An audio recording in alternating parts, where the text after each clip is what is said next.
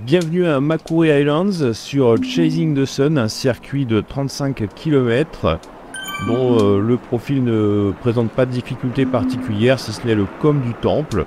Une vue en 3D du circuit nous permet de voir ce que nous réserve l'étape 7 du Tour de Zwift 2023. Voilà, le départ est donné dans quelques instants. Maintenant c'est parti.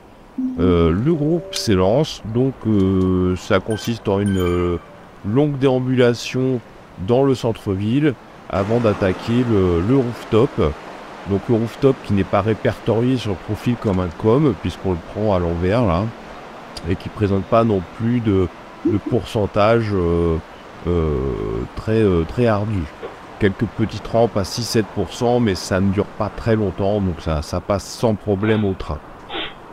Ensuite, une fois que vous passez la banderole du com là, qui n'est pas répertoriée en tant que telle d'ailleurs, ce qui va être fait dans quelques instants, et puis va s'en suivre une longue déambulation jusqu'au pied du temple, qui est le vrai com de ce parcours. Donc voilà, on a basculé sur le rooftop et on redescend maintenant dans le centre-ville. Là, je suis 230e, mais le classement ne revêt pas d'importance particulière, c'est une sortie de groupe.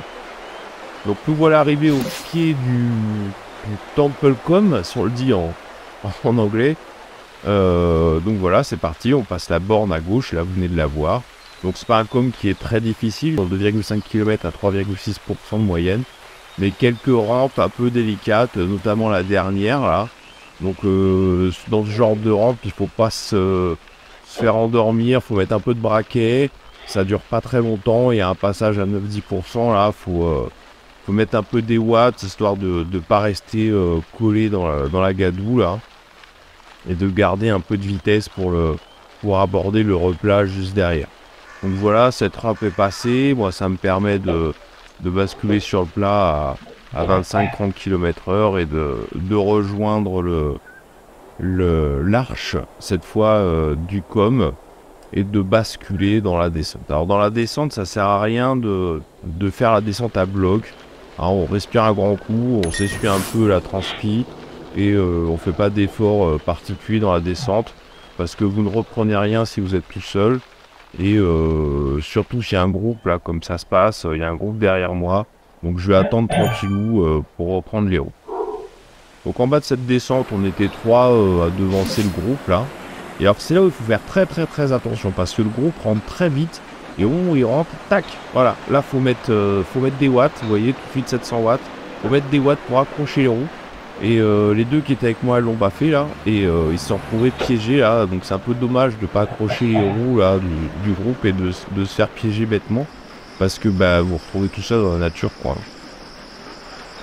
Nous voilà revenus dans le centre-ville. Donc voilà, c'est la flamme rouge, ça s'excite un peu. Même si c'est une sortie de groupe, on peut toujours se faire un petit sprint à l'arrivée. Ça fait plaisir.